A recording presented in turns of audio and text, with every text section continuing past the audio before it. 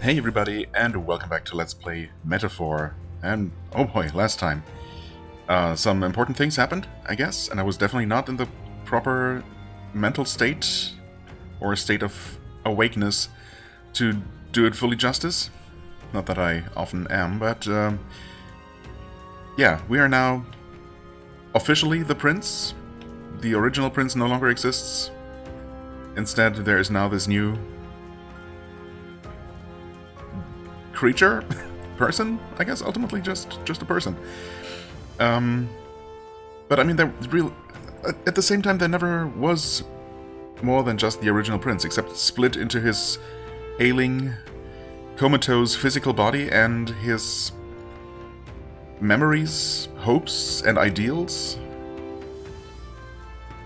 that were manifested and given physical form.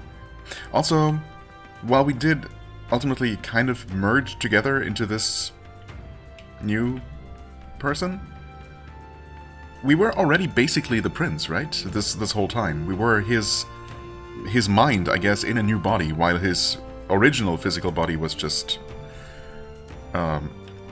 paralyzed by the curse. Anyway, let's just keep going. Everyone seems pretty chill about this development, I guess. All of our friends just accepted it, thankfully, and I mean, as you would expect, I guess. Wouldn't have been very good friends if they hadn't. I mean, on the other hand, it's a pretty crazy thing to happen, right? So you'd understand if they were a little bit more shocked and took a little bit before they could fully accept it. Oh, very nice. But I guess we can shortcut that process in everyone's interest. Never before have I seen such incredible magic. Your Highness, as I understand it, you managed to thwart 2 separate attempts on your life, correct? We Elder are used to weathering our fair share of misfortune, and yet you've evidently faced so much worse. Yeah, I guess not many people can claim that they faced something more unusual. Oh. What in the heavens? The dead prince is alive? Old Man Russell must be dumbfounded. If the rest of the resistance still lived, I wonder how they might have taken the news. We will never know, because they're all dead. That's extremely unfortunate, obviously. Tragic, even. Oh, now this I can't believe. But we do know that Zorba is still lurking around. I don't know. He couldn't possibly have foreseen this development, right? I mean, no one could have known. So he's probably going to be pretty surprised. But not for long, because we're going to finish him off for good. Not too long from now, hopefully. There was a really bright light, and now there's a dead person who came back to life? Are all the royalty from the outside world like you? Yes, exactly like me. The outside world sounds ridiculous. Can't argue with that. Hello? How could this be? 'Tis truly a miracle. Lady Gruiday mentioned she'd caught wind of some manner of revelation. Could this be the late Queen's? The late Queen? What?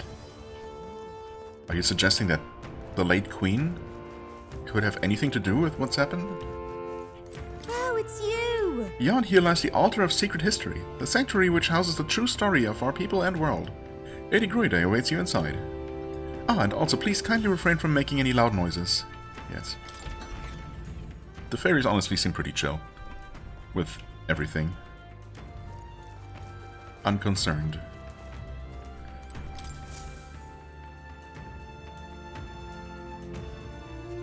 And now we're going to go... Does this depict the Elder Tribe?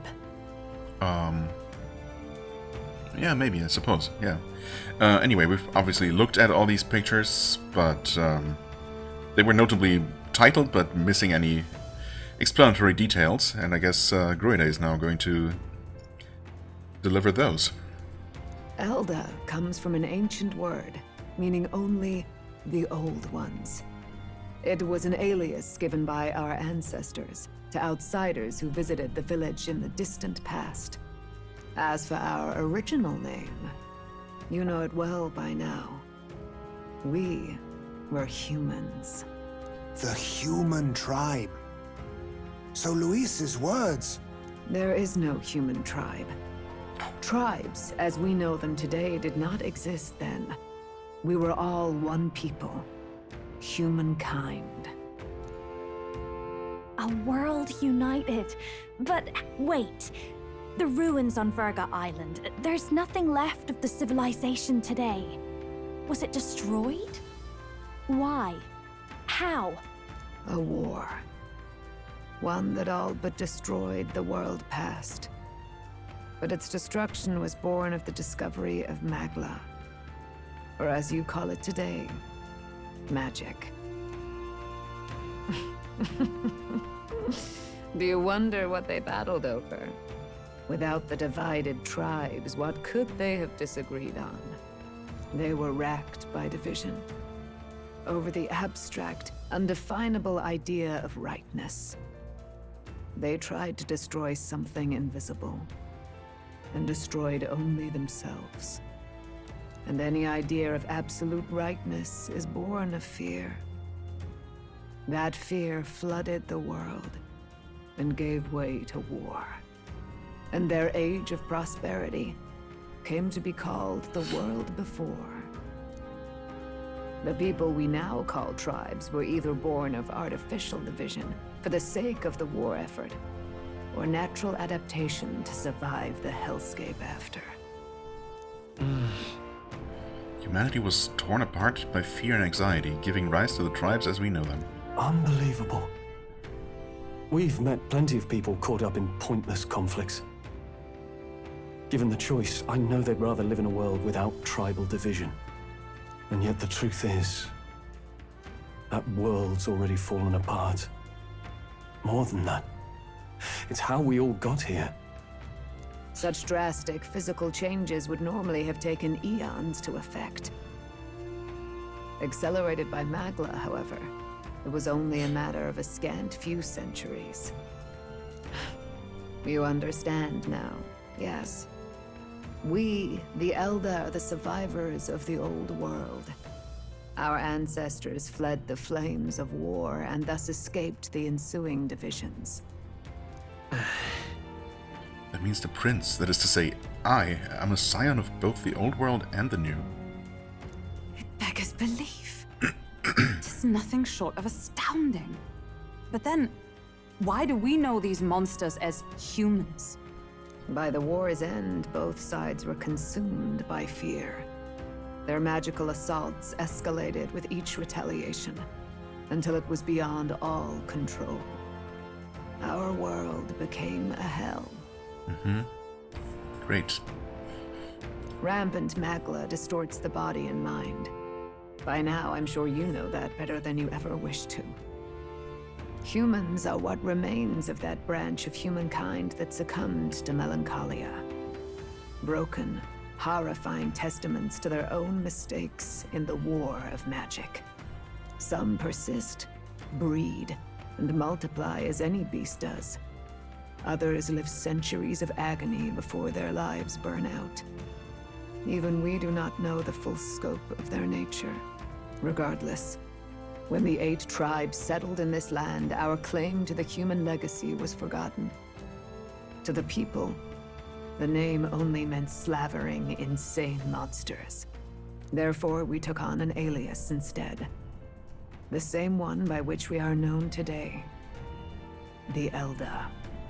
So, the old world couldn't control its magic, and... Wait.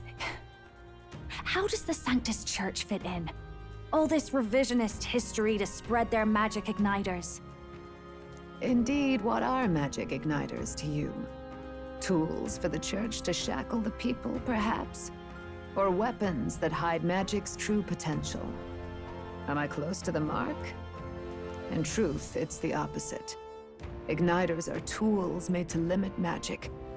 Restraints made in self-discipline, meant to avert a repeat of history's destructive mistakes.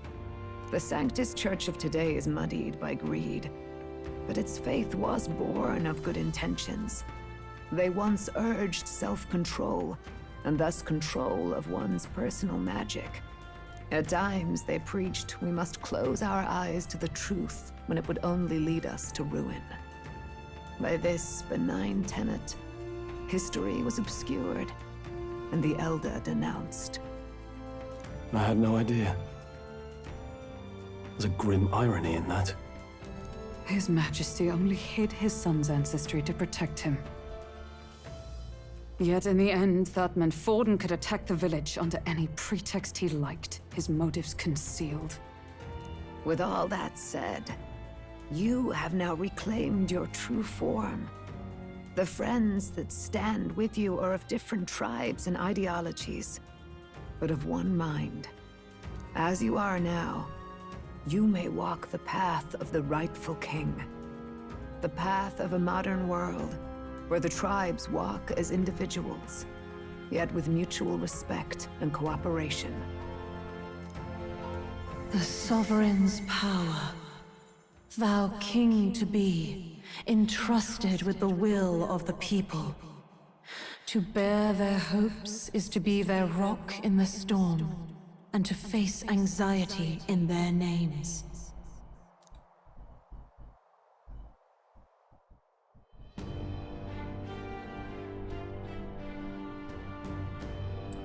And suddenly we float. Yet, anxiety itself is not something to blindly reject or desperately cast away. It begins with a simple thing, acknowledging its existence. Accept thy weakness, walk forward alongside it, and thou wilt grow strong and true in its company. There is weakness in people. I'm sure there are many who would say that helping anyone in need is nothing but a fantasy. And besides... But realistic or not, I refuse to accept Louise's methods as the alternative. The weak and those who dissent don't deserve to die as though... to die out as though that's the natural order.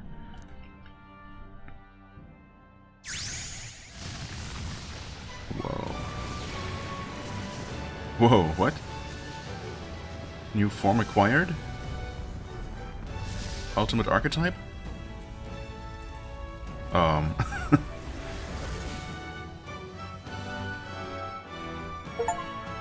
His Majesty achievement. Study the Prince archetype. Oh, okay. It did look pretty kingly, I guess. My determination to challenge the unknown has awakened the heroic embodiment of the Prince. Let's do it. Let's do it. Let's do this. If no one understands me right away, I accept that. There will still be meaning in showing them my convictions in the fight to come. Let's fight. That is my mission. That's it. I've made up my mind. I'm with you to the end, no matter what. Oh, really? I thought you would just stay here with your fairy friends. I mean, obviously not. Where's this coming from? Before we got there, this guiding voice thing told me my duties were over. But what am I gonna do? Just go, okay, bye? Especially after we've come this far together? No. I'm going to face Luis with you, even if it is scary. Even you've got to cope with anxiety, eh? I realized something in our travels. Anxiety can lead people astray. But overcoming it makes a person stronger. There's always anxiety in the unknown. I know what it's like to be afraid of something I don't understand. That's why I think it's my duty to help people face and connect with their anxiety. Is that okay? From now on, it's not about orders. I'm with you because I want to be. So until this point, you were only with me because of the orders? Well, that's a bit disappointing, Gallica. Not gonna lie. But I'm glad you came around eventually.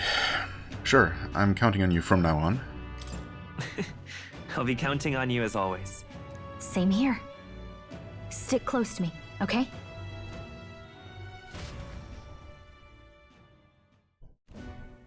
Well, we're past the worst of it. But the problem remains. Luis's dark magic. We've seen it turn the boy into a monster. And no doubt he can do it again. A forbidden spell, turning sane mortals into the fearsome human monsters. In other words, a destabilizing magic, turning a person's magla into a snarl beyond control. This man named Luis. He may have his own past in this ancient sanctum. Luis has been here? What do you know of him? What do you wish to know? Everything? The Forbidden Spell, tell me about Luis. Who exactly is Luis? Every time I heard of his doings in the wider world, I felt more and more sure that Luis is from this village. His knowledge of humans, his skills in magic, his grasp of darker arts, they're all beyond a mere soldier to begin with, however prodigious. I mean, yeah, he obviously knows things that no one else seems to know. And where else could he have learned them? As it happens, a name does occur. Among those old families who perished in the fire, there was one by the name of Caradrius. A family of doctors, I believe. In an effort to better heal the ills of the people, they had studied spells much like the ones he now exploits. The details are long since lost to the fire. But if Luis bears our legacy, that may be the reason for his vast knowledge. Wait, what about Luis's ambition? The vision Rella saw? Do you think he actually wants to turn everyone in the kingdom into humans? There is no known magic strong enough to turn many people at once, and none that can be cast quickly. Even if it was possible, I don't know what it would accomplish. But this is Luis we're talking about. Who knows what he's thinking? What do you wish to know? Oh, so we can actually... This is the first time in the game where we actually get a dialogue, like a more traditional dialogue where we can actually choose multiple things and just ask about different topics. I think so. What is this forbidden spell? I mean, ultimately we still had to pick both options. So they could have just, you know, done this in a fixed order, but thanks for giving me the illusion of choice, I guess. The essence of magic is in the control of Magla. However, just as its chaos may be calmed, it can also be deliberately pushed out of control. That was what you saw. He whipped your innate magic to a frenzy and you were lost to melancholia. Just as the humans of the ancient war once were. In every age, the cause and effect are the same. People learn fear, become slaves to their anxiety, suffer. And thus, the power of magic is born. Pardon me. You mean to say anxiety is the source of all magic? Magla is a substance born of the heart, generated when one feels anxiety or fear. By certain means, it may be kindled into power. That is what we call magic. In this way, it is by virtue of the anxiety in our hearts that we gain the power to overcome it. Magic is a natural process, and anxiety is its invaluable, irreducible fuel. But in turn, those burdened with more anxiety and fear produce more and more Magla from their hearts. Without the willpower to face your fear, the Magla overflows. Uncontrollable by magic, it can give rise to strange and terrible happenings as it manifests, with the world embroiled in chaos. These outbursts of swollen magic may be happening all across our kingdom. 'Tis the answer to everything. The melancholia crystals, the beasts driven feral. The very land is erupting with the weight of its people's fears. Hold on.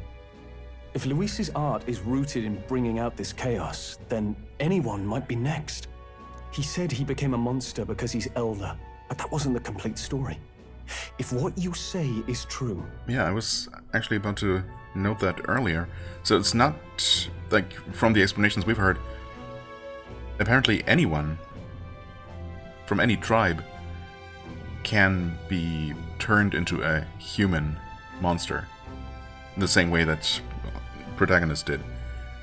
It's not about being Elder at all. It's not the Elden nature. Because all of the tribes are ultimately just descendants of the Elder. We all share the same heritage, the same underlying anxiety, I suppose, that can be exploited that way. Indeed. All people today are ultimately descendants of humankind. If Luis so chooses, he could turn anyone into a human monster. Okay, thanks for confirming that. Yet as long as you have the strength to confront your fears, even this transformation may be defied and overcome. But if he would turn people into humans, if in the unlikely event that happens... Yeah, well, they won't be strong enough to snap out of it, or have friends that can help them snap out of it, or disembodied voices of dead queens coming in as a Deus Ex Machina, or what's the female equivalent of Deus? Dea Ex Machina? Yeah, I suppose. So, if Luis sends them against us, they will just be mindless monsters bent on killing us, and we would have to fight them and kill them ultimately, I suppose, which would be tragic. And in fact, yeah, I mean, obviously, I've been wondering. I don't know if I wondered about it out loud, or it's been a while since we've faced any actual humans in combat. But were the ones that we fought, or at least some of them, specifically created to fight us? Or, you know, were they once people? I mean, probably? Trying to remember the exact explanations that we heard. Were all those kinds of monstrous humans created from people, necessarily? I think so, right? Anyway. If there is any motive for such cruelty, it can only be hatred. If Luis is truly from this village, then their fire would have cost him everything. Such unjust tragedy could easily beget a thirst for revenge, even if it meant wielding a magic that twisted life into something terrible, instead of uplifting it. Indeed, it seems the opposite of an archetype. A truly dark power. Who goes there? Mm-hmm. And of course we all expected, well, I expected... Someone flees! Someone flees? Oh, Zorba was listening in. Ah. That's him! The malformed assassin who struck at the prince! He's bound for the woods! After him! Okay, I was expecting Zorba to attack, but I guess instead he's gonna try to run back to Luis to report to him. Which also makes sense, I guess. Oh wow, we have a lot of entries unlocked. We are now at 82% collection. The truth of melancholization. Magla particles are produced by feelings of anxiety, and when fear or apprehension become excessively strong, unconscious feelings of hostility and the desire to eliminate the source of those feelings are transmitted into Magla, triggering an unintentional outburst of magic which can go rampant. Melancholization is when creatures and surrounding objects undergo an irregular transformation due to this magical outburst. Although it is thought that severe melancholization that alters even the physical appearance of an object could not occur outside wartime in present-day peace, there are actually increasing cases of melancholization outside of people-occupied lands. It is unclear what is causing these unusual occurrences, as though the kingdom has been plagued with years-long anxiety. The truth of magic igniters. Igniters assist with the most difficult part of using magic, the process of accurately imagining the phenomenon one wishes to bring about. An igniter substitutes imagination with a formula in its circuits, making magic easier. This technology was created in the old world, where people who had already discovered magic used igniters to amplify their power. Igniters and the technology that created them were lost in the aftermath of the War of Destruction, and became forbidden as a result. But as people began to seek magic again over time, igniters were rediscovered and used in quite the opposite way they had originally been intended.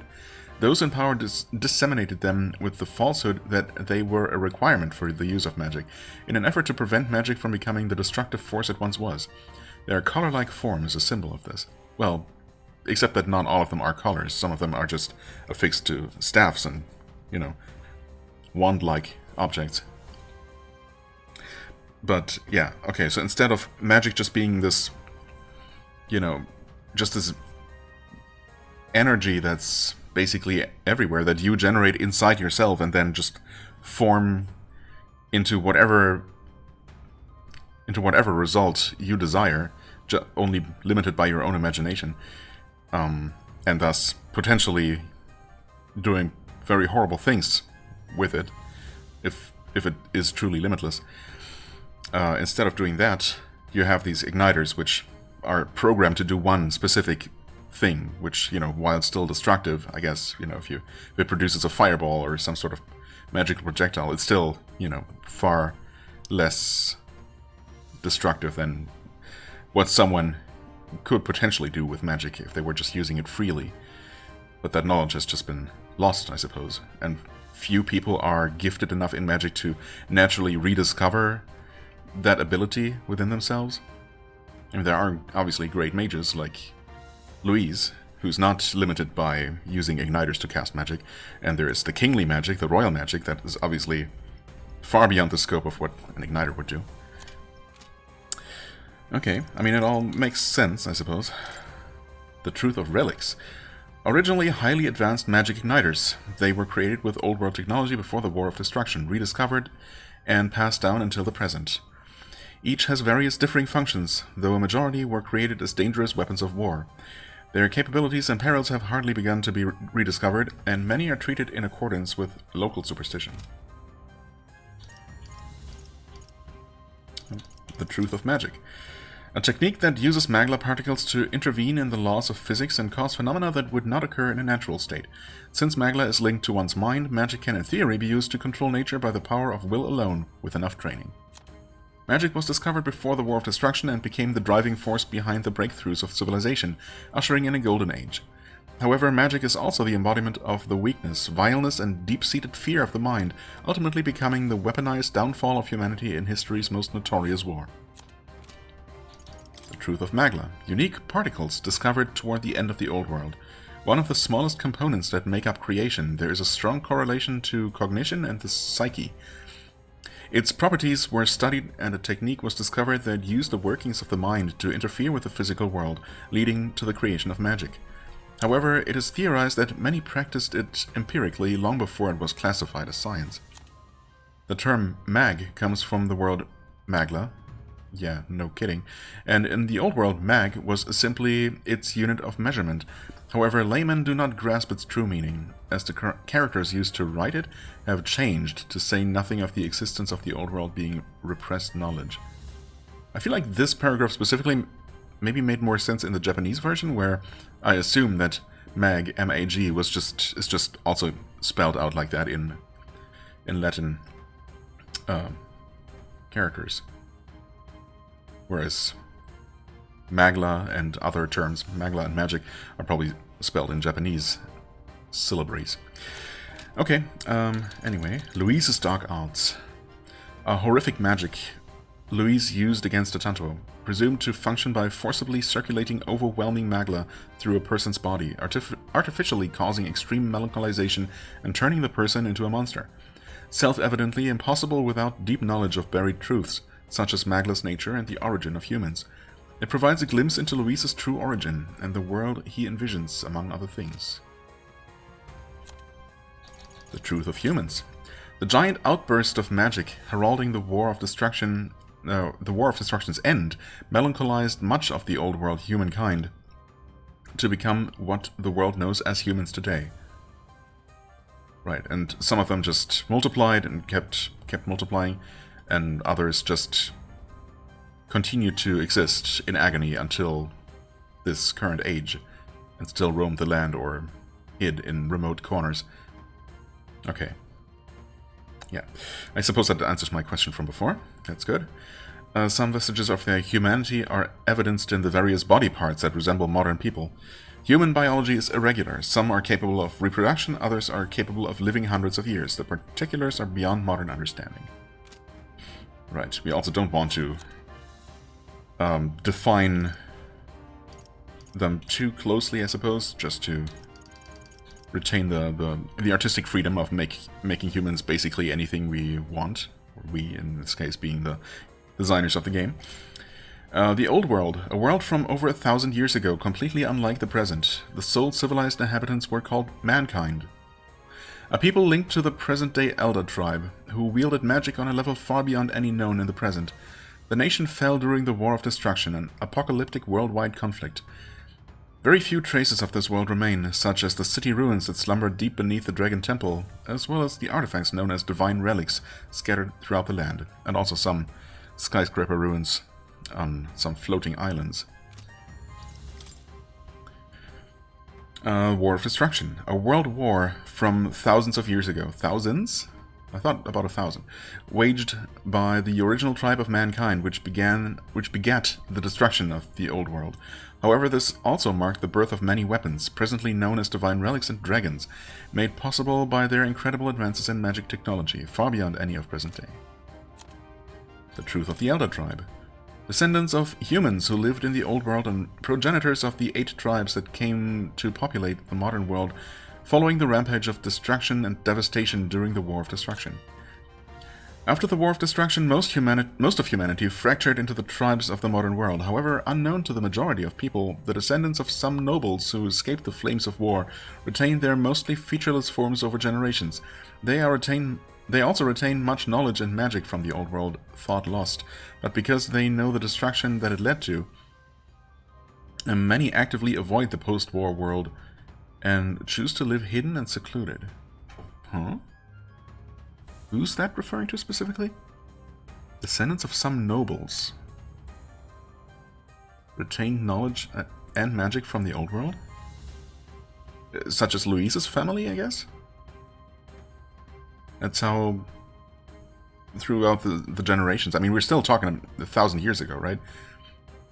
So obviously none of those original people live today, unless their magic somehow prolonged their lives. But rather, these families, I guess, kept passing down the knowledge throughout the generations. And their genes, I suppose, and thus maybe retaining some of that magical aptitude, whatever. Okay, that was it for entries here. I was just thinking one thing. Oh yeah, right, earlier. Like, last time, my tired brain could not remember one of the tribes, but of course it's the one I couldn't remember. I'm not entirely sure which of the ones depicted it is, because the resolution is so poor that you cannot tell. But it's the Mustari, obviously, with the third eye. I mean... Or maybe these are the Mustari, then? I cannot quite tell what's going on with their face. I think it's just a normal-looking person with long hair, but the face is almost... I don't know. I find it hard to make out any features. It seems like it's just eroded away. And I don't know why this person looks like a child. Maybe that's... Wait, I mean, Juna transforms into a child. Are the... what are they called? God damn it. Still can't remember that. Are they naturally just childlike in appearance and... I don't know. Milady Gruide. That intruder came here to claim the prince's life. As it stands, his mission remains unfulfilled. Yeah, that makes you wonder why he didn't attack to finish the job. I mean, he seems confident enough that he wouldn't be afraid of us, of attacking us, right? Or is he actually smart enough to realize that we would be a threat to him, right? If we fight him together. In other words, the assassin hasn't fled. You should assume he lies in wait, biding his time for another opportunity to come at you. Yeah, I mean, I don't know. I guess he seems overconfident enough that he probably would just want to finish the job instead of running back to Louise to report and get new orders first, right? At first I thought, that cowardly bastard, you know, he's, like, not cowardly necessarily, because he is definitely very full of himself, but, also, god damn it.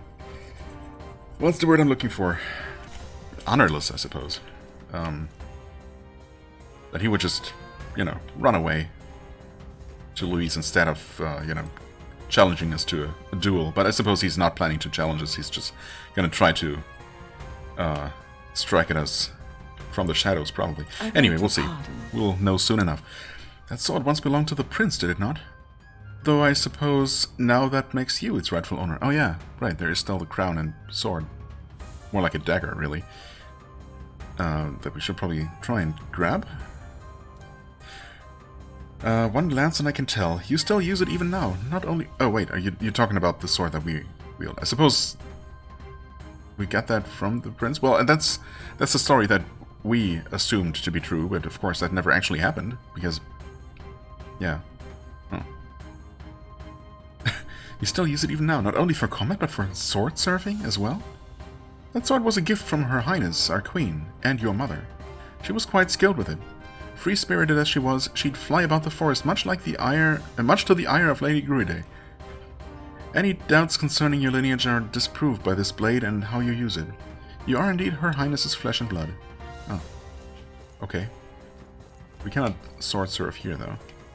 So I don't know how you know that I do that. By their very nature, fairies are magical beings who can recalibrate the density of their magla particles at will. Should the needs arise, they can make themselves practically invisible to those with a lesser sensitivity to magla. This is why Gallica goes largely unnoticed. It is also why fairies make excellent messengers. I dare say the Sanctum is the sole place you'll find this many fairies flitting around without concern for being hidden. Needless to say, this bond is a testament to the long-standing intertwining of elder traditions and magic. Yeah, makes sense.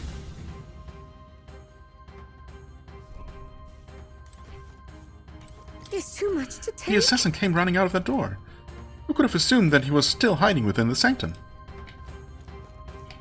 Yeah, who could have assumed? The assassin who fled.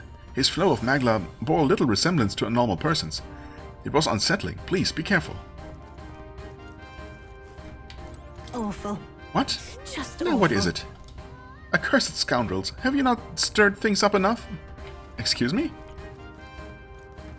How do you blame us for anything? Oh, now this That spell that went off was massive. I'm sure even the intruder wanted to know what was going on. Seeing as they came to kill the prince, they're probably after you. Considering you're the prince, yes. And people from the outside world are mad. What in the blade? I thought the assassin fled. What was he doing back here? Don't tell me you were followed. Surely not. Nope. But what is there to do now? There's quite the clamor coming from outside, isn't there? Oh, please, don't let it be another incident. Can we not take these things? I feel like... Oh, wait. There's the bat I saw in the far side mirror. Oh, yeah. True, but also, aren't these items important? Shouldn't we have them? I don't know, I feel like we shouldn't just leave them there. That figure who just darted by, is he not the one who came to murder the prince? Ah, so the knave was hiding. He ran towards the stairs. Yeah, makes sense.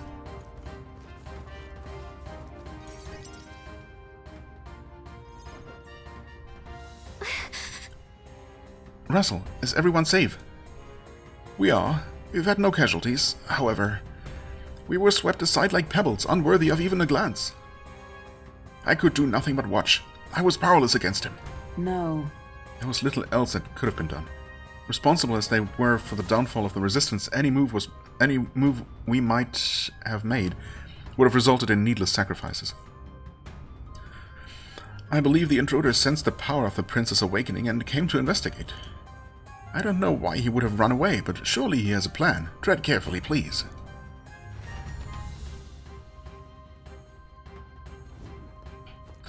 I'm also wondering, I've been wondering, if maybe I should switch back to a more leveled up archetype instead of being in a completely unused one. I mean, we should still be fine. I inherited Fiery and Icy Strike, my faithful companions. And I mean, we're obviously gonna be fine. Yeah, you know what? Screw it. I'm gonna beat... We need to hurry after the attacker. Are you ready? You know, just on the off chance that I'm not.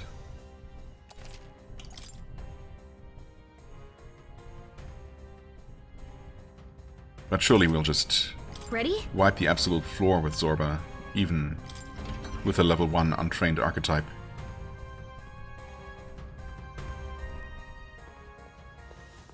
Stop! You. Zorba. Who would have expected Luis's right-hand man? So it was you behind the attack? Indeed it was. I killed the prince, though he died all too easily. And the odd thing was, his aura felt awfully similar to yours. So I decided to bide my time a while and listen. And it's a good thing I did. There really is something stranger going on. Who are you? Are you the prince or not? Whatever your answer, I must report back to Lord Luis. Do you have any idea what Luis is really scheming? If he becomes king, everyone in this country is doomed. Doomed! If that is what Lord Luis so desires, then I shall see it done. It's almost impressive how blind your faith in him is. I suppose it's just easier to follow instead of thinking for himself. He's forgotten anything he really wants. What do you intend to do? The crown is too heavy a burden for your reedy frame. Lord Luis is the true king, who will save the worthy. And you are nothing but a powerless imposter, only fit to be sacrificed. He is no imposter, fiend. His Highness has finally taken his first steps on the road to victory. Here, at his journey's end, after enduring these countless hardships, he has become a true successor, a true ruler. Because he knows the people's suffering firsthand. And only now did I remember that we unlocked that prince archetype that I never looked at. Whoops. I mean, it also would have started at level 1, but I guess I would have been the more fitting one to equip. But again, I'm not even going to take Zorba that seriously, you know? We're gonna take a look at it, obviously. Well, imposter or not, it's all the same if he's a corpse. And so I shall return the prince and his dying legacy to the underworld, where they belong. Okay. Wait, did he just transform himself into this thing, or summon it from out of nowhere? Oh, no, okay, he summoned it. Bastard! I wondered why you ran away, but it was all to lure us straight to this monstrosity. It was a trap? Is that what you're saying? No way. Keep your guard up. The Melancholia is fueling his magic power. We've come too far to be stopped by something like him. Let's put our power on full display. Indeed. And this is just a monster we fought before, right? I mean, I guess it's a... Well, yeah, is it in fact the first monster we ever... Oh. I guess I was automatically changed to the Prince archetype. No choice here. Well, fair enough, I suppose. But yeah, that monster might be the first one we ever fought. Well, not the literally first enemy, but... Was that not the boss fight? Quote-unquote boss fight? I'm air quoting here, as you can see. On top of that guard tower on our very first tutorial mission. I think so. Anyway, the power of your newly earned archetype, Prince, surges forth. This guy shows up again just when we've unlocked some new power. Kinda feels like fate by now. Okay, time for a new fight. Stay on your toes. Prince archetype unlocked. Prince is an archetype exclusive to the protagonist. You can now change to it as you wish. As I wish? I mean, just like any other archetype, or... It can act as support for all synthesis skills, really. Well, that's great. That means that literally any party member will always have access to all of their synthesis skills? Is that right? It has unique traits not found in other archetypes, but none of its skills can be transferred. Ah, okay. Fascinating. All right, let's take it down and then get. And we are indeed. Or no, wait. Maybe it just meant that it can synthesize with any other archetype, so it will always have... The Prince will always have synthesis attacks available, but not necessarily everyone else. I guess we'll see how that works. Fire Art, Extreme Fire Magic to one enemy, may inflict burn. And then Hadean Ice Crag, Wind Blade, which seems... I suppose it sounds fine. Okay, only these 3 elements though, not at least also electricity. Royal Sword deals severe physical almighty damage to one enemy, so will never be blocked or resisted. Okay. Increases damage against human-type monsters. Well, that seems like what we should probably use in this situation. Okay, Royal Sword. I see. So the Royal Sword specifically can be used with any other archetype, it looks like. Whereas, okay, these also. These 2 are with the Wizard. And this one specifically is with the General. Okay, interesting. Actually, we can look at the archetype details from here. We can even read the little info about it. The manifestation of the Prince archetype with powerful attack and buff skills. Look at that. That's a pretty impressive looking guy. With powerful attacks and buff skills, the Prince excels at controlling the battlefield by increasing turns and enhancing allies' strengths. A unique ability to cast all synthesis skills makes the Prince's presence highly valuable for options they enable in battle. No, so maybe that is how it works. Everyone will have all of their synthesis. Obviously we don't have anything inherited yet, or maybe we can never inherit. I mean, it said that its abilities cannot be inherited by other archetypes, but vice versa probably works, right? Otherwise it would be pretty limiting. Heroic slash, heavy physical slash damage to one enemy. Well, it's unfortunate that we cannot inherit that on the Samurai, for example, to have a better single target slash attack. But well, Heroes Proving. Increase caster's attack, defense, hit, evasion by 3 ranks for 3 turns. So fully buff yourself. Literally fully. Like, all the different buffs at the maximum level in one cast. That is pretty insane. Radiance deals heavy light magic damage to all enemies. Hero's Cry adds 4 turn icons. Can only be used once per battle. Okay. So you would literally just use this on the first turn. First turn, first action. Then use this on the next action that the Prince gets. And then you're pretty well set up for the rest of the fight, huh? Resist all. Passive resists all affinity damage other than Almighty. Huh. Okay. That is also pretty crazy. And naturally he does have no weaknesses. Okay, is this just the ultimate archetype and you would never want to use anything else? It's honestly a little bit lame, but... I mean, it's powerful, but... Yeah, I mean, why would you ever want to use anything else after unlocking this? Oh well, Royal Slash deals extreme physical almighty damage to one enemy. Damage boosted against human-type monsters. Okay. The ultimate human slayer. Which I guess makes sense. Alright, well, it's good. Did we look at this? Inflicts all enemies with a one-time weakness to dark. Fascinating. Okay, I mean that's good. Not that the Prince himself can make use of that unless you inherit some dark attack. But, well, we do have our ninja with us to cover that. I think we're just gonna go with the Royal Sword here, probably, right? I mean, that seems to make sense. Unless... wait. Well, yeah, right now we don't have access to any of our fancy abilities, so I guess we're just gonna do this. Of course, that thing could have weaknesses. Okay, hold on. We don't know about that, of course. It can be stolen from. I don't know what's the best course of action here. I guess I'll... maybe just try different elements.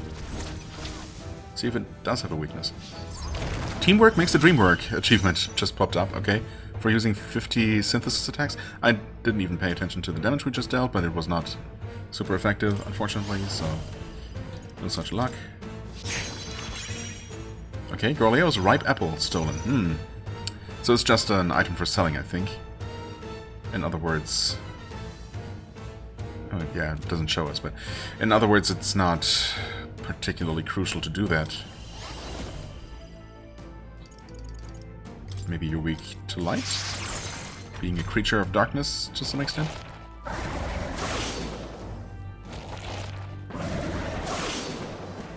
Okay, well, that was pretty weak.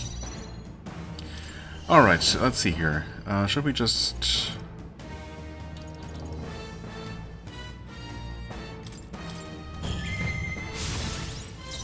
just go full on offense mode here?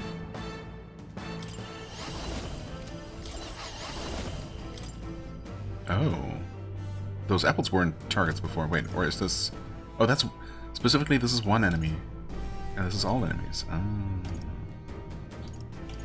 I know, the thing looks so bluish, you know.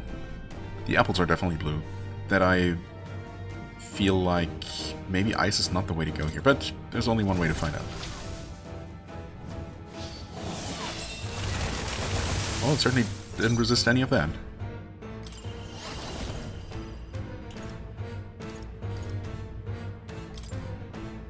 That should hopefully finish off most of those apples. Well, all of the apples. More apples? Limitless bond. Quick, knock them off again! What do the apples do if we don't knock them off? And also, you can attack the leg and wing. I mean, I didn't even realize, I guess, that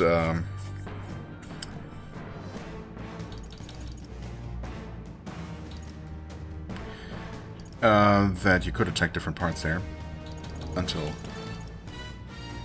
I accidentally selected a multi-target skill. But that's fine. Let's try this, I guess. Is this gonna be very powerful? Or disappointing? Oh, no. It's actually pretty darn nice. Unfortunately, we hit a block there on the wing.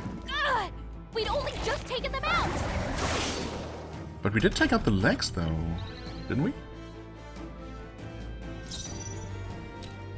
No? Oh, the leg... okay, interesting. So the leg immediately regenerated. Why is that? We haven't discovered a weakness yet, but we have discovered an electric block, so don't use that. Nope. Yeah. I mean, wind could be. Dark could be, although it looks very much like a creature of darkness, so who knows. Our buffs? No, okay, attack buff is still up. So I think...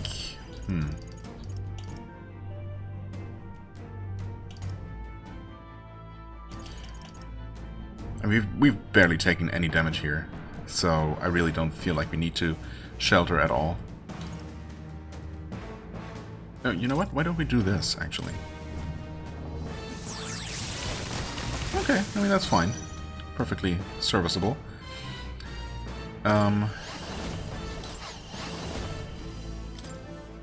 Let's try wind damage.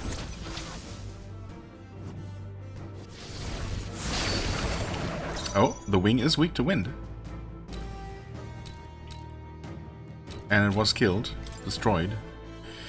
I guess we haven't hit the legs with fire? Or light.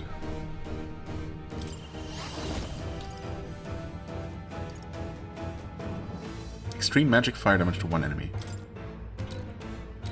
I mean, that's definitely overkill, but I still want to do it. Okay. Not weak to it, but that's fine.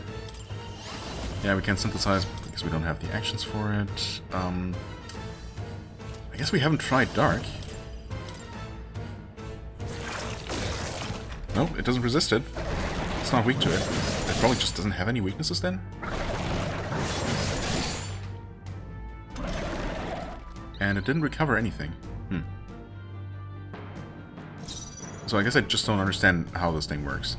But apparently that's not important. So we haven't tried piercing or blunt damage. And you can do either. No, wait, that's not true. You can do your normal physical attack.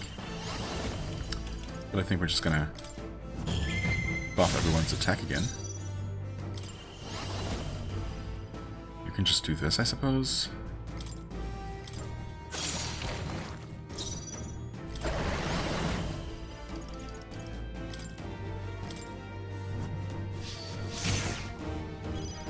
Like that.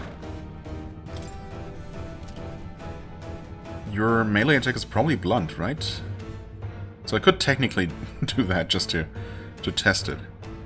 I'm pretty sure at this point, obviously, that it's not going to be weak to anything. So maybe we just attack instead.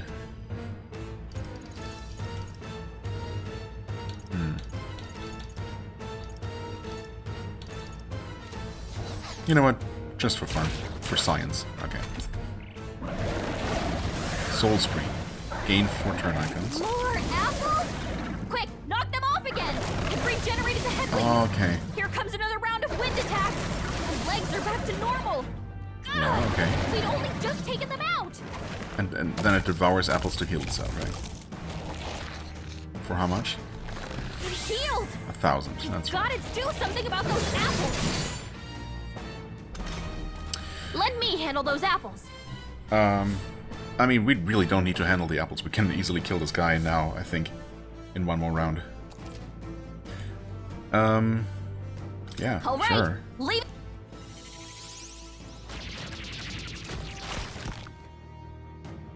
Okay.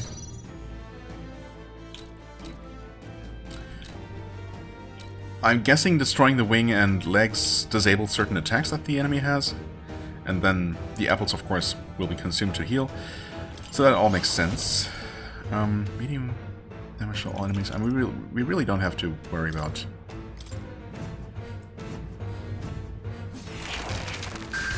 hitting anything but the main body here. That being said, are we actually going to finish him? Wait. Wait. Extreme damage, and he's actually weak now? Huh. Exactly as planned. That was my plan all along.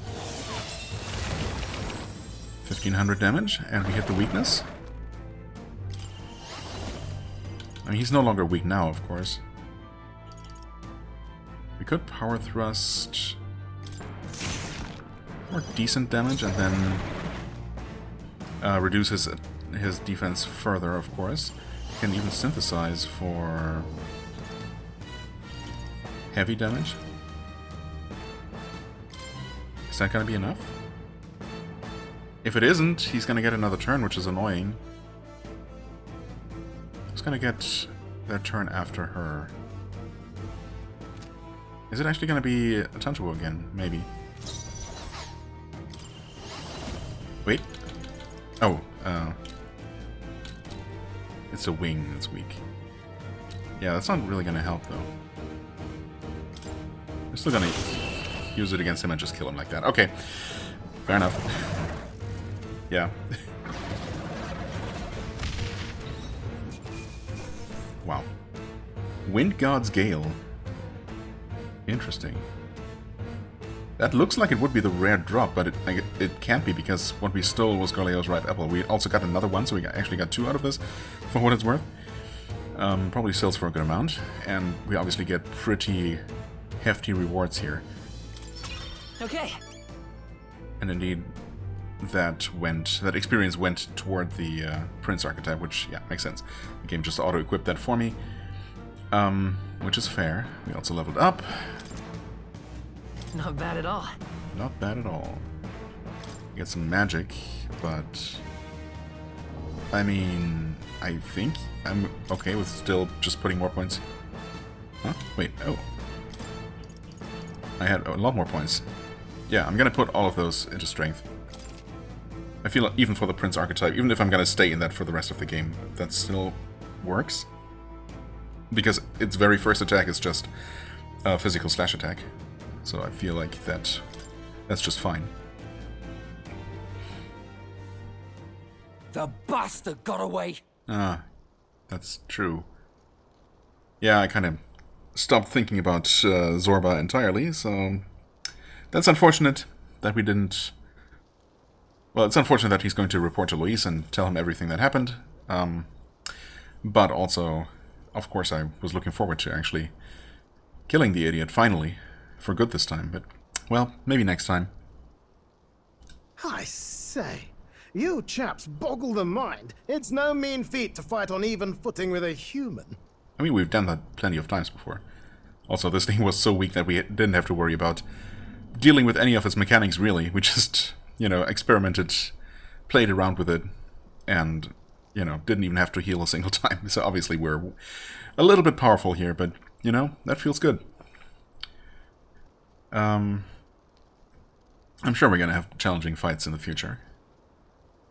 Right. I'd hoped as much. You may yet have the power to face Luis at his full strength. It's good to see you're safe. We've certainly taken these powers a long way. Maybe we thought ourselves invincible. But don't worry. At long last, the prince is safe. In a manner of speaking. Everything's going according to plan. Still, what's our next move? The people think you a monster. We'll not find any public backing like this. Yeah, that's true. Not that we... Well, I mean, I suppose if our plan is still to become king, and I suppose it is now more than it ever was, we're definitely going to prevent Luis from becoming king, that's for sure. Then, you know, ultimately we would need the people's backing. Or else we wouldn't make for a very good king. Alces once said that His Highness the Prince was a soul born into adversity. He is royalty and elder both, heir to the legacies of heaven and earth.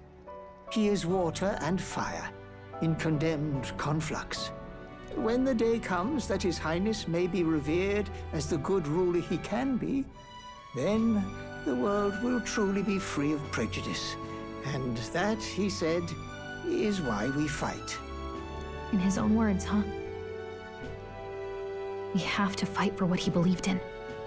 All the more reason we can't turn from this. Right. Years of prejudice won't go away overnight. Nothing could accomplish that. But if we don't believe things can change, they never will. Come what may. My life is a shield raised in your highness's name. Are you prepared to fight Luis to the bitter end? We fight him together. Yes. By our efforts, we will stop Luis's reign. If he ends up king, he'll be sending all traitors to the gallows. Not just us, but any innocent folks he doesn't find use for.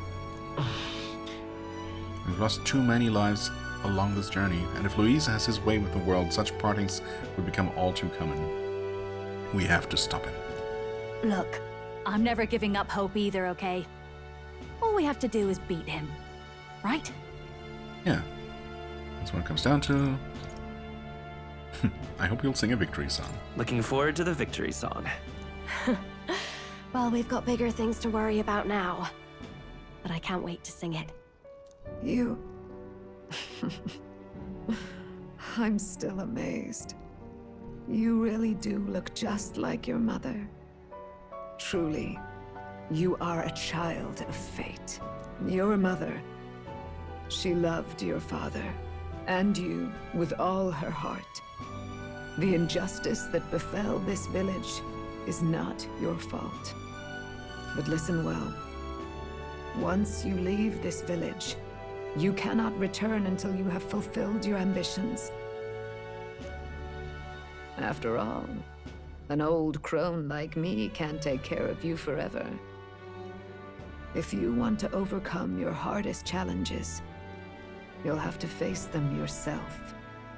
The world's fate is in your hands. Please, put an end to the tragedies of humankind's failures. Thank you for everything.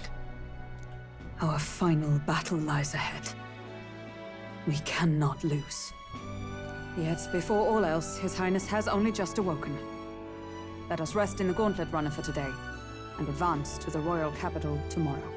Right. I kind of forgot about the runner. I was thinking that, you know, it's a shame that we need to leave this place and never return, because I was kind of expecting this to maybe become something like our hub from now on. Our home base. Like it was for the Resistance, but then I suppose that didn't end so well. And also, yeah, we do have our runner as our mobile base, which is much more convenient anyway. So we'll be good. Advance to the royal capital tomorrow. I guess we're just going straight after Luis again, huh? I guess, that makes sense.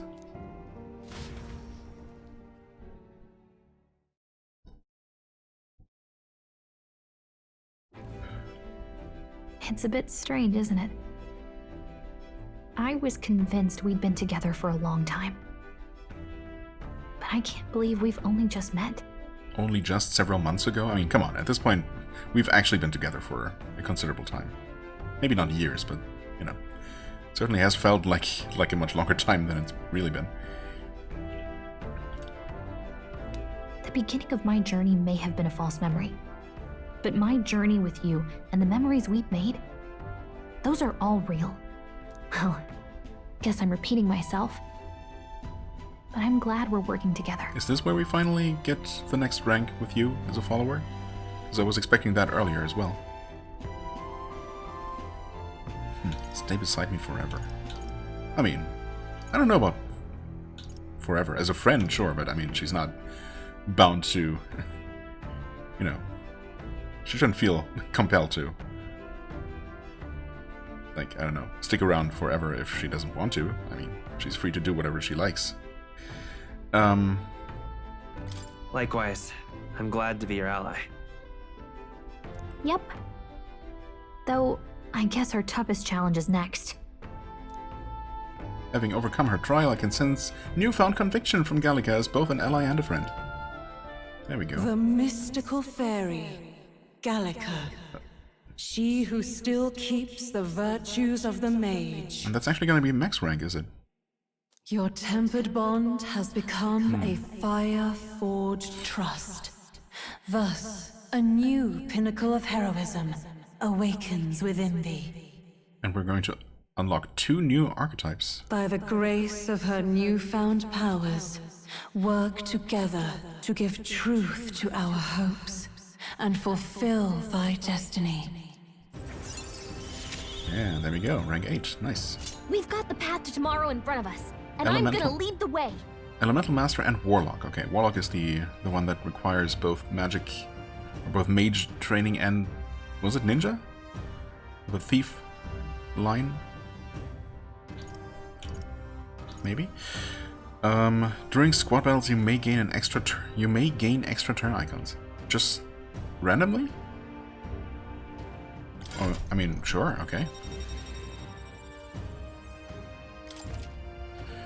Elemental Master archetype unlocked. You can now study the Elemental Master in Academia. Try seeing what new powers await you. And you can now study the Warlock. What are we looking at there?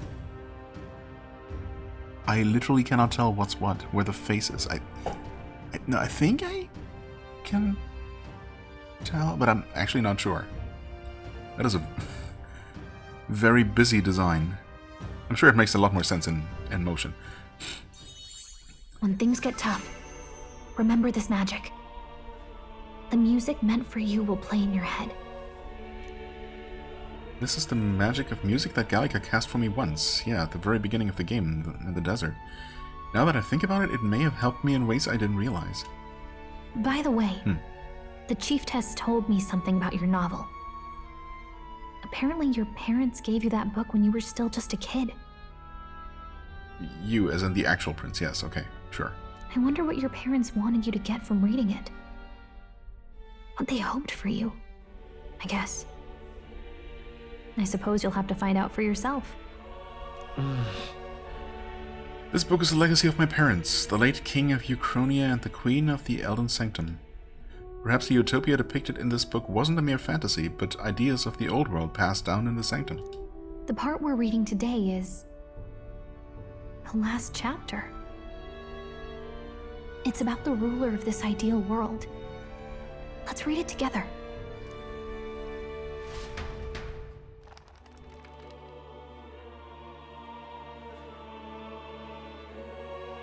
The last chapter is about the ruler of a utopia.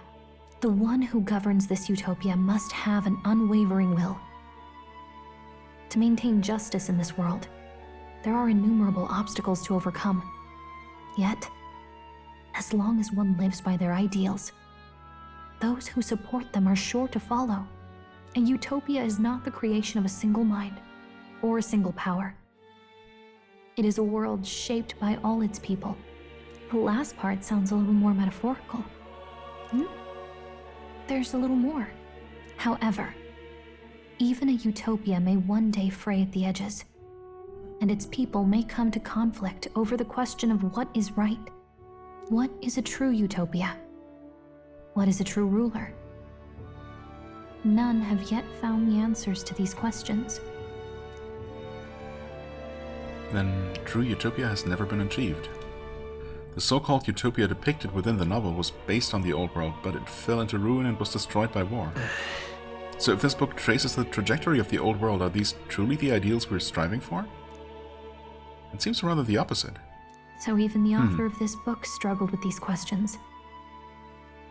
And if you become king, you'll have plenty of tough questions and struggles to face yourself. Lady Gruaday mentioned the king was a real idealist when he first arrived at the village. But little by little, the pains of reality crushed his hope. And he even lost his son. In the end, his will was broken. He didn't lift a finger to stop the church's rise to power. I mean, did he not? Maybe he just couldn't. Maybe he tried. With that in mind, I can honestly see why people would be drawn to Luis. His values are radical and cruel, but he's devoted to them. Unshakable, even. But we can't lose either. For the sake of everyone who has believed in us along the way. Even if I were to win the throne, there's no guarantee my idealistic vision could ever become a reality. Right. And yet, what choice is there but to believe in them and fight on? The alternative is to accept that nothing will change. You've got the power to change the world.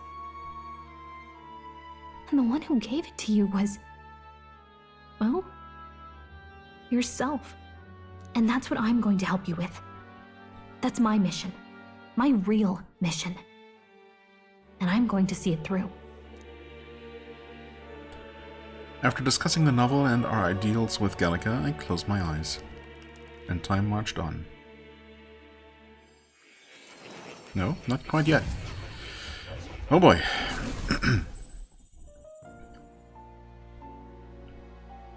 Academia. It seems that I've been summoned by Moore in a dream. I saw what happened. So, you found a way to unequivocally shape your destiny. As far as I know, there is no record of your newly acquired archetype ever being used, even in ancient times. An archetype whose existence was only theoretical, known to some scholars as the magic of true sovereignty. Indeed, a power of legend. I once said that to be Elder was your inescapable fate. However, it seems the truth was more complex than that. Magic is a process by which we confront fate and tame anxiety, and archetypes are its essence. They are manifestations of a resolve capable of heroic virtue. So then, what do you think is the foremost, most inescapable fate a person must bear? The foremost fate? I'm not really sure, but for me to be me, and for you to be you? Or something like that. The fate everyone needs to bear is to be themselves? I mean, I suppose, yeah. Seems like a valid answer. Indeed. It is birth that is inescapable. You cannot choose who you are born to. And once your familial place is determined, that fate cannot be changed.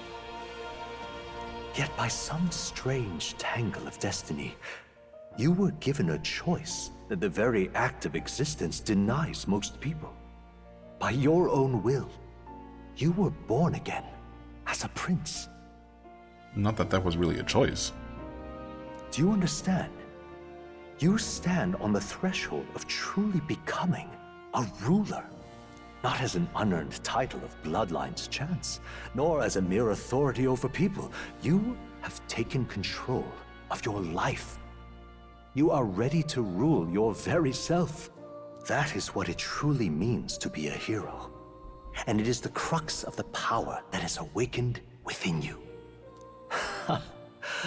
What glorious coincidence indeed, that I, as a scholar of archetypes, might cross paths with and witness such a remarkably fated boy.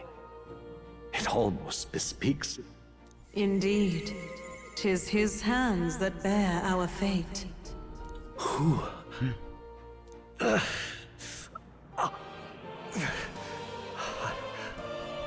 I remember.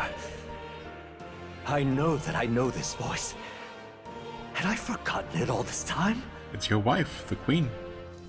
Yes. I swear I've heard it before. And I let it slip from my mind. Who are you? You with this voice that moves hearts. Speak.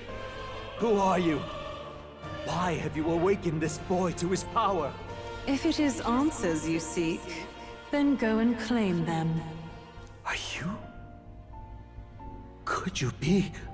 As for you, I bid thee awaken. Move onward to thy final ordeal. Take thy place at the final proving of the Ascension of Kings. Okay. My consciousness faded away and I was sent back to my sleep. I'm reminded that Moore was the author of the fantasy novel. Has Moore visited the ancient Elden Sanctum?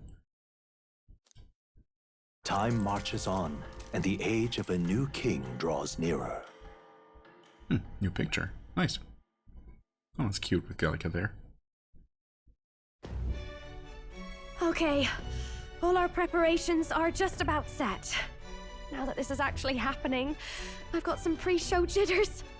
All this royalty? It always felt they lived in a different world to the likes of me.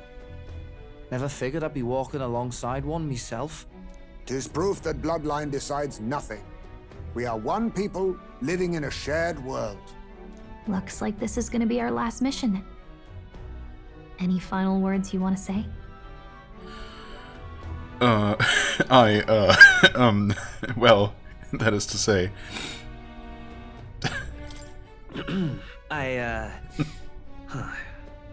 What do I say? Wow. I feel so motivated. Yet if he suddenly spoke with the eloquence of a philosopher king, 'twould bemuse more than it would spur. You can take it at your own pace. We're all getting used to it gradually. Thanks for understanding. About the new stuff you've felt and learned since becoming the prince. Can I ask you one more thing? Why is it that you want to be king? It's not about honor or power, is it? Well, I mean, some power would be nice. Direct my country as people, I don't care for honor. Some coin would be nice. Oh my god, no. I feel like I shouldn't say that. I don't care for honor. Screw honor. I mean, it feels like this is the only valid option here. So I'm just gonna go with it. I want to protect this country and its people. Even if it's a little bit lame, you know, a little bit cheesy. 'Tis the answer I hoped for. As your knight, I will ever serve you with all my soul and ability. Well, I guess this means we're ready as we're gonna be.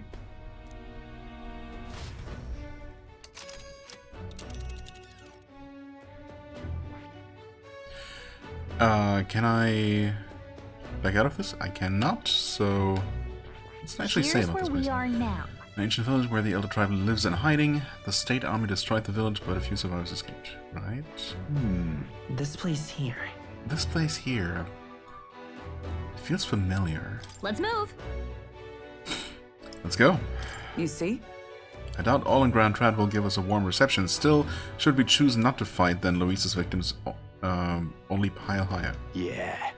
Easy to say we'll help anyone, but doing it's a whole nother thing. All the more reason we gotta prove we're serious by putting our lives on the line. We'll lead by example. Besides, it won't be the first time we've crawled our ways up from the bottom.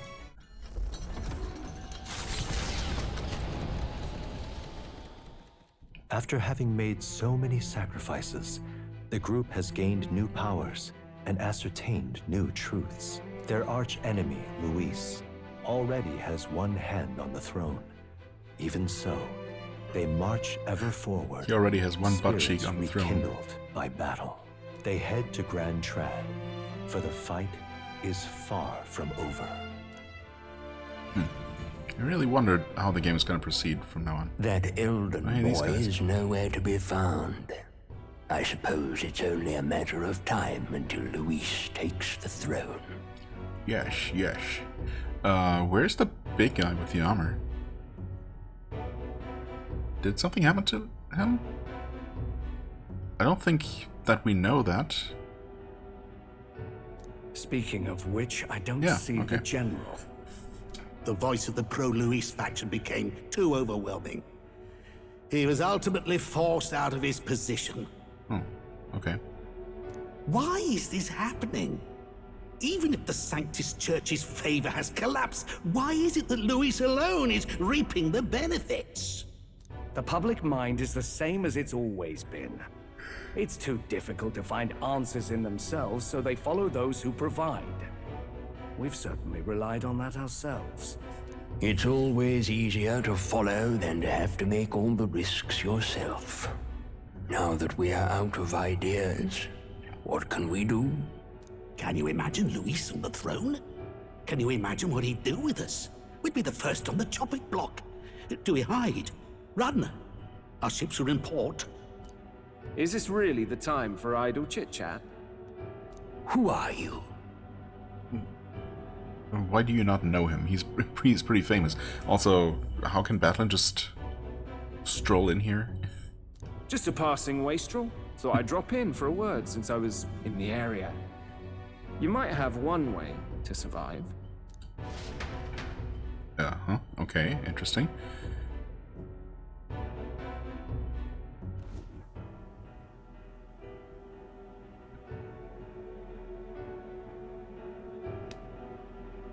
Well then, let us depart. Lord Luis, your pardon. We've encountered an unexpected snag. I killed the prince in the Elden village. I confirmed his death, yet it appears the boy candidate has merged with his corpse. It seems the prince is now resurrected. Yeah, and you didn't finish your job. What were you thinking? Resurrected?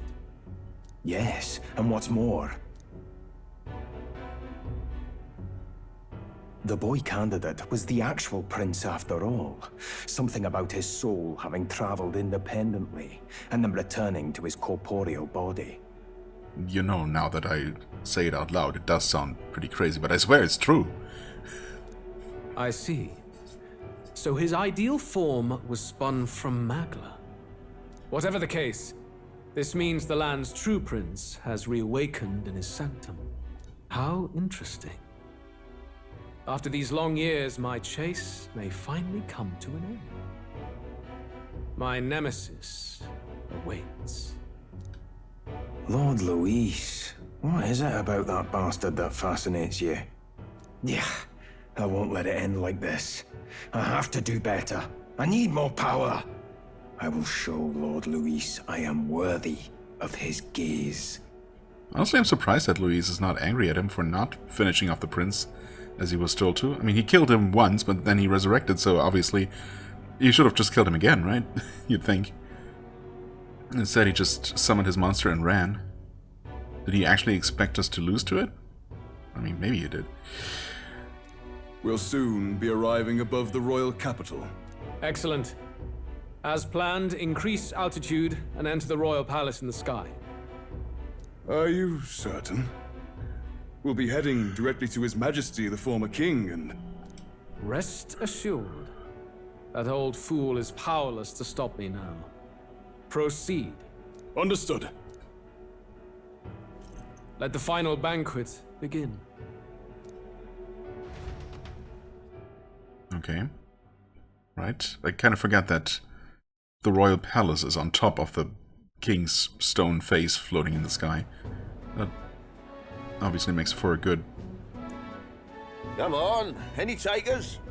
Any bets for the other candidates? Remember, if Luis loses, a silver coin could turn into mountains of Reef. This guy again. Yeah, so obviously the royal palace on top of the floating giant slab of rock with the scary face at the bottom. That makes for a pretty good final boss, evil overlord, stronghold for the end game. What are you trying to say? You think Count Luis is going to lose? Oh no, of course not. I'll just say. I'll call that bet. All in on His Highness the Prince. A Sanctus bigwig gambling away his tides? This really is the end of the world. Didn't know his esteemed princeliness had any supporters left. I mean, he's not really the prince, is he? Was actually a monster in disguise all along. Haven't you heard the news? The times we live in, I tell you. Must be tough, being an easy mark. It didn't take much for you to buy everything Luis was selling about the prince. The fireworks went off the moment he said, "Behold." Remember? You don't think there's any chance Luis orchestrated the entire thing? Oi, churchman! You've seen Count Luis lie to us? You think He would cast never. some big illusion? That's not something Luis would ever do. An illusion, eh? What if I said it's a power more dangerous than that? Always struck me as odd. We all know Luis, the mighty human slayer, but how does he keep finding the things one after another? I mean... Yeah. No, I mean, humans exist even if, humans existed before as monsters terrorizing the land every now and then, right? Just the remnants of the War of Destruction. So it didn't strike me as, as too odd that Luis would just seek them out. But if he was actually just creating them in the first place to then heroically slay them, that's obviously, well, just another aspect of his twistedness. Seems a bit convenient, if you ask me. Like he knows in advance where these monsters will appear to cause havoc. Easy to nitpick and gripe about him, isn't it, churchman? Maybe someone needs to shut you up. All right. Let's keep things civil, eh? No sense becoming a monster yourself. Oi! What's all this fuss about? Damn it! When Count Luis is king, you'll all be the first at the gallows. You'll die just like Forden.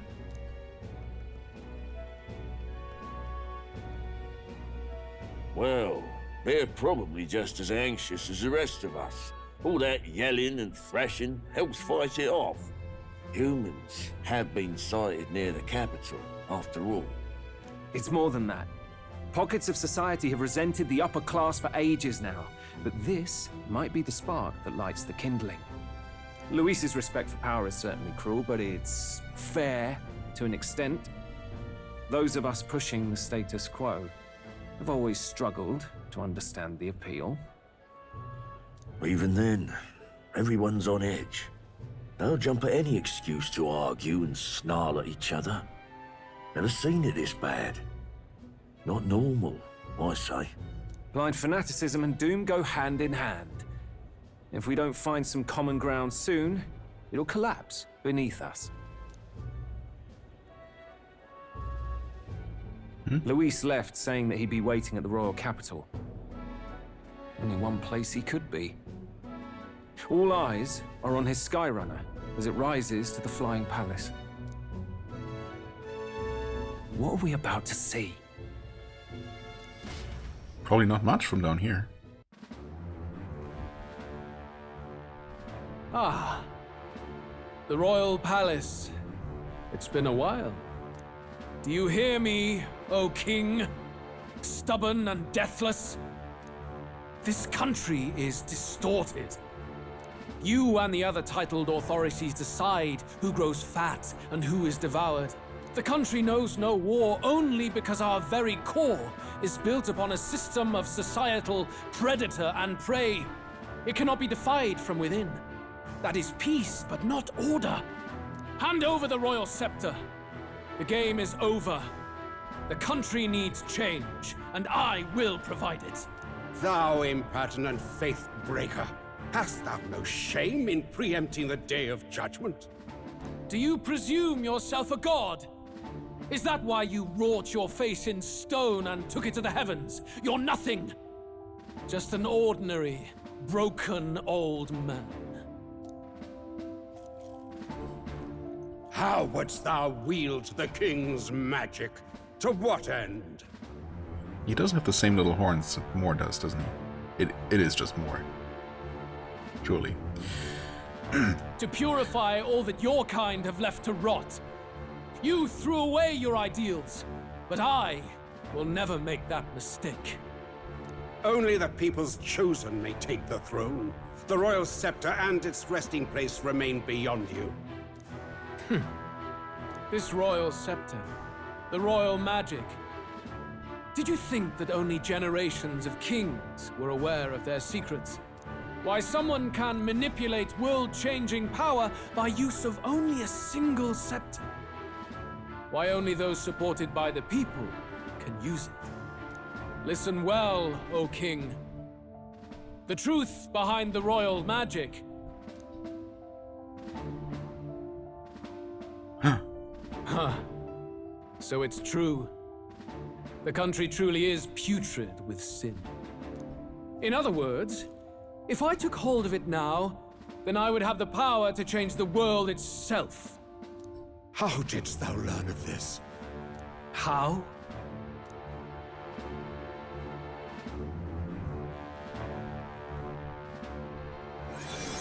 What? Thou wert elder. I mean, yeah. I was wondering about that, of course, since we heard about Louise being from the Elder village. I mean, I was thinking, yeah, I mean, either he's not a Clemar,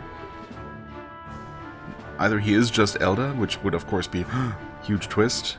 The protagonist and his antagonist are actually both from the same tribe. That's not technically a tribe, but whatever. Obviously, yeah, okay. But I thought it was possible that before the destruction of the village, there weren't only Elder living there. They were living together with other, you know, people from other tribes. But nope, just fake horns. You were not always blind to this country's rot. When you visited our sanctum, I saw and knew the passion in your heart. And yet, what happened to our village? What happened to this country?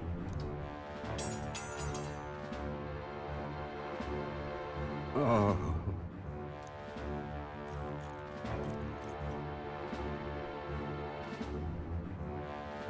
You cannot stop me any longer. Nor can anyone else. Save one lone possibility.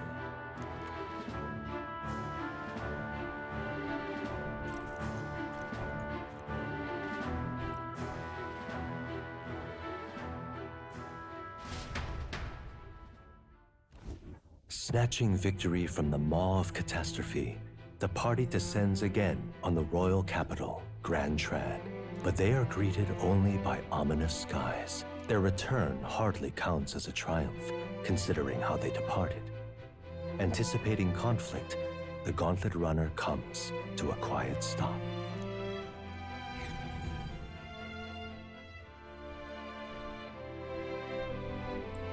And time marches on, and the episode is very long at this point. What the hell's wrong with the sky? There's just no chance for stopping. So we'll keep going. What the hell's wrong with the sky? Well, that floating face in the sky is there for one, but the color around it is also kind of ominous. Yeah. Isn't that? Oi!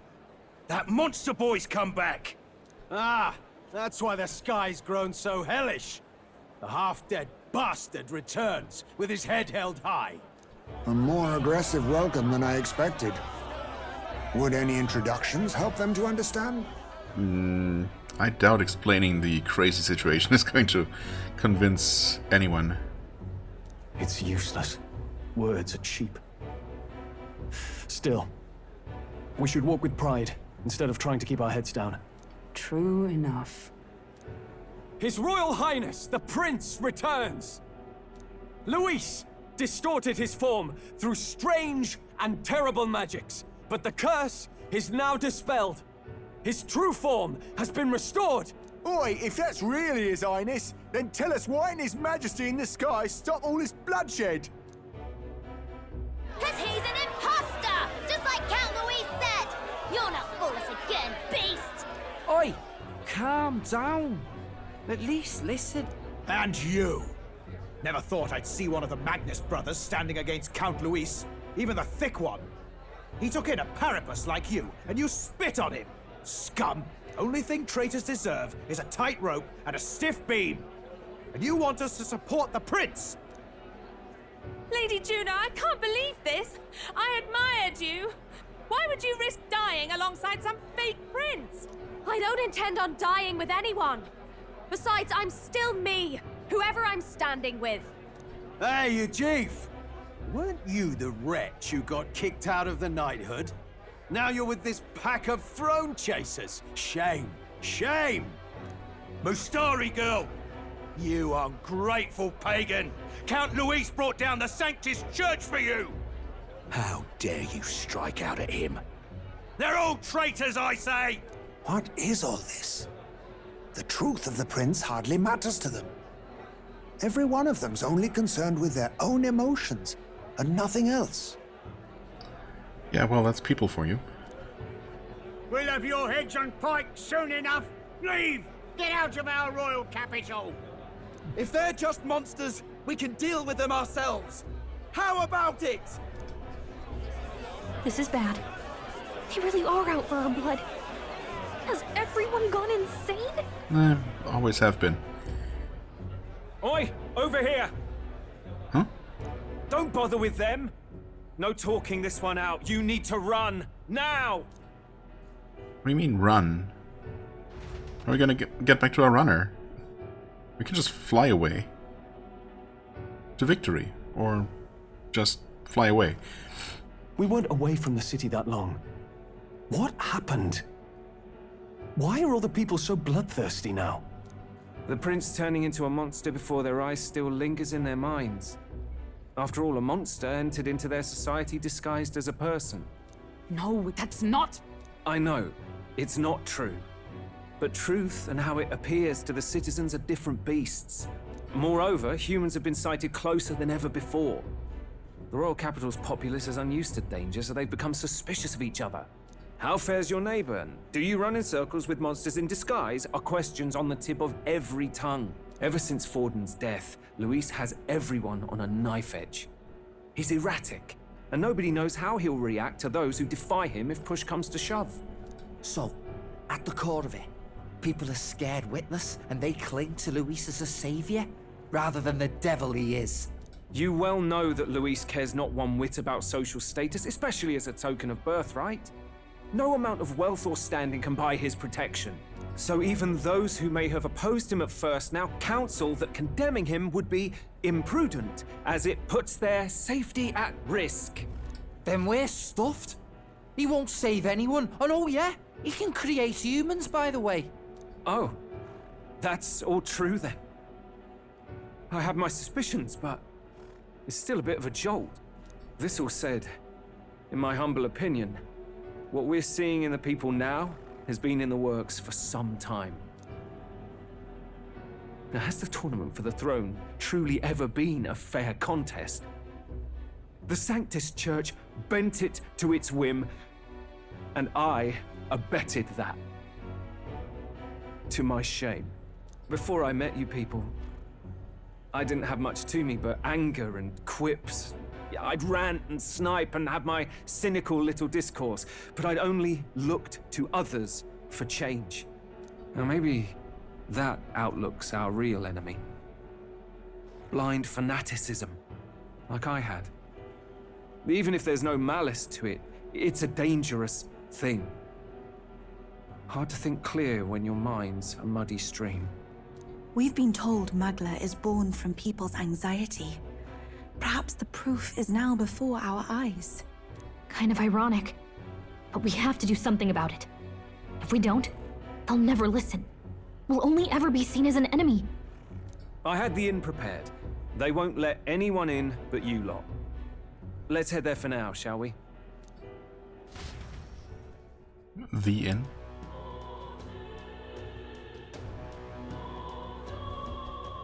Oh. Okay. Eurus is heading back to the Gauntlet Runner. It seems like the city has calmed down at least a tiny bit.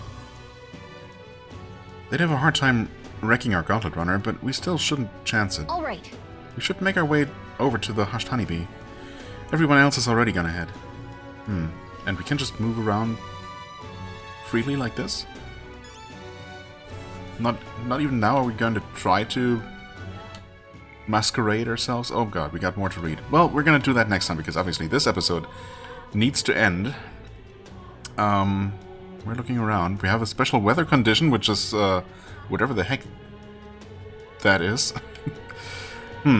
Anyway, we're gonna worry about everything else next time. For now, I thank you so much for watching. I hope you enjoyed. If you did, please hit the like button, leave a comment, and I shall see you real soon.